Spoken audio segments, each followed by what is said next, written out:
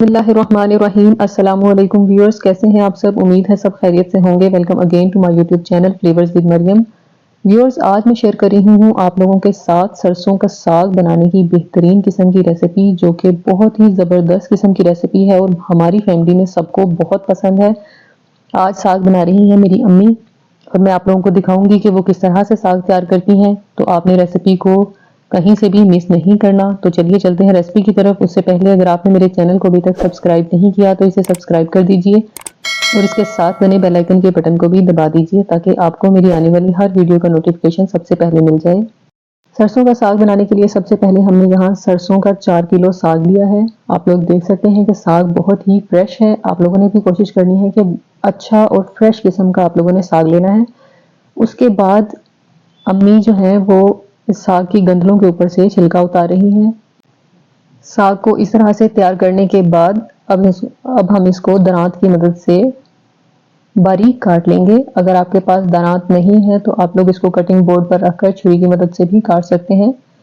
साग को काटने के बाद उसको किसी खुले बर्तन में डाल के उसमें खुला पानी डालना है और उसको अच्छी तरीके से मसल मसल के धोना है, ताकि उस पर किसी किस्म की मिट्टी ना रहे और बेहतरीन किस्म का साग जो है वो तैयार हो। ये साग जो है वो अच्छे तरीके से धुल चुका है। अब इसके बाद एक खुले बर्तन में थोड़ा सा पानी लेंगे। बहुत ज़्यादा पानी नहीं लेना क्योंकि साग भी अपना पानी छोड़ देगा।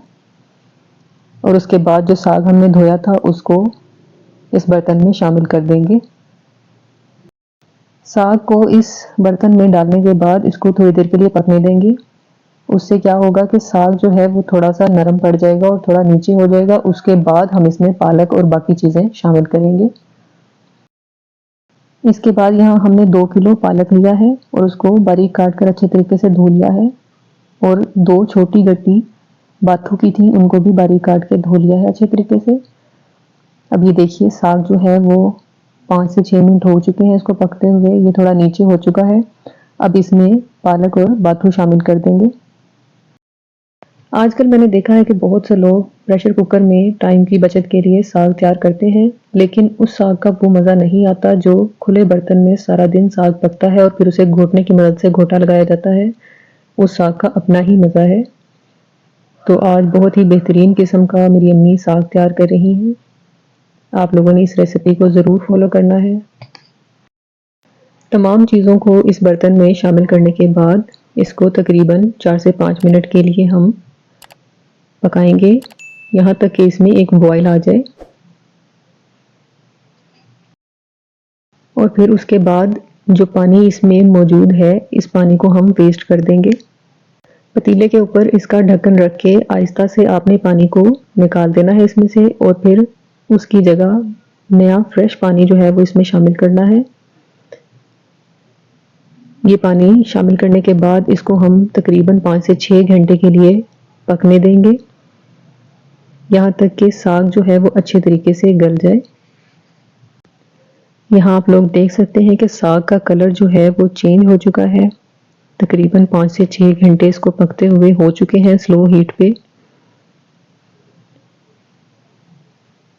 और इसका पानी भी तकरीबन खुश्क हो चुका है। अब इसको अम्मी ने एक देगची में शिफ्ट कर लिया है। ये देखिए साग जो है वो बिल्कुल नरम हो चुका है। अब इसमें ये लहसुन की 2 से 3 पोथियाँ हमने ली हैं और ये अदरक का टुकड़ा लिया है 3 से 4 इंच का, और आधा किलो हरी मिर्चें ली हैं। इन तमाम चीज़ों को ग्राइंडर में डाल के अच्छे तरीके से इनका पेस्ट बना लेंगे और इसको साग में शामिल कर देंगे।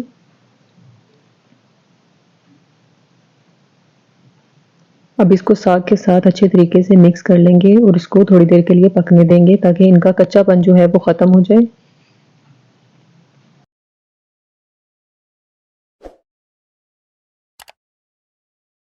फिर इसके बाद इसमें 2 से 3 टेबलस्पून नमक शामिल करेंगे। नमक आप लोग अपने जायके के हिसाब से भी शामिल कर सकते हैं।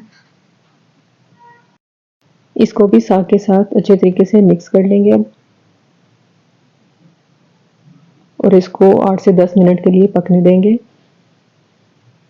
और फिर इसके बाद इसमें हम आलन लगाएंगे।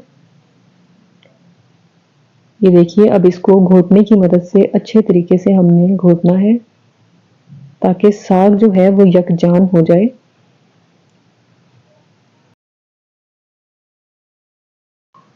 अब हमने इसमें गंदम का आटा डाला है, 1 मुट्ठी आटा डाला है इसमें गंदम का, और अब इसको घोटने की मदद से अच्छे तरीके से घोटेंगे मज़ीद। 1 मुट्ठी मज़ीद गंदम का आटा डाला है इसमें हमने ने, और इसके बाद इसको फिर से घोटेंगे। हमने इसको इतना घोटना है कि ये नरम मलाई की तरह हो जाए। इसके बाद इसमें तकरीबन 1 से 1.5 गड्डी हरा धनिया की शामिल करनी है। इससे साग में बहुत ही ज़बरदस्त किस्म का फ्रेश फ्लेवर आएगा। साग को घोटते हुए तकरीबन 15 से 20 मिनट हो चुके हैं और हमारा साग बहुत ही ज़बरदस्त मलाई जैसा तैयार हो गया है। ये आप लोग देख सकते हैं, इसमें किसी किस्म की कोई गुठलियाँ नहीं है। मैं आपको उंगली की मदद से ये देखिए दिखाती हूँ। ये देखिए कितना नरम मलाई जैसा हमारा साग हो गया है। अब इसको तकरीबन 5 से 10 मिनट मज़ीद पकाएंगे ताकि जो हमने आटा डाला है और जो बाकी की चीज़ें शामिल की थी सब अच्छे तरीके से पक जाएं और किसी किस्म का कच्चापन इसमें ना रहे। तकरीबन 15 से 20 मिनट हो चुके हैं इसको पकते हुए। हमारा साग तैयार है। अब हम इसमें तड़का लगाएंगे, जिसके लिए एक कढ़ाई में मैंने 1 चमचा घी लिया है। इसके बाद 10 से 15 लहसुन के बारीक जवे काटकर इसमें शामिल किए हैं। जितने साग को तड़का लगाना हो आप लोग उस हिसाब से लहसुन इसमें शामिल कीजिएगा। मैंने थोड़े ज़्यादा साग को तड़का लगाया था। जब लहसुन का कलर लाइट गोल्डन हो जाएगा तो इसमें हम साग शामिल कर देंगे। लहसुन का कलर लाइट गोल्डन हो चुका है। अब इसमें हम साग शामिल कर देंगे।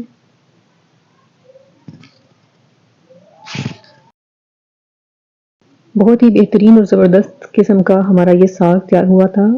अगर आप साग की एक बहुत ही ज़बरदस्त किस्म की रेसिपी की तलाश में हैं तो ये रेसिपी ज़रूर आपके लिए है। आप लोग इस रेसिपी को ज़रूर ट्राई कीजिएगा। ये हमारा साग जो है वो तैयार हो चुका है। अब इसको डिश आउट करते हैं। ये देखिए व्यूअर्स, बहुत ही ज़बरदस्त मलाई जैसा हमारा साग तैयार है। अगर आपको मेरी ये रेसिपी अच्छी लगी हो तो इसे लाइक और शेयर ज़रूर कीजिएगा और मेरे चैनल को सब्सक्राइब करना मत भूलिएगा।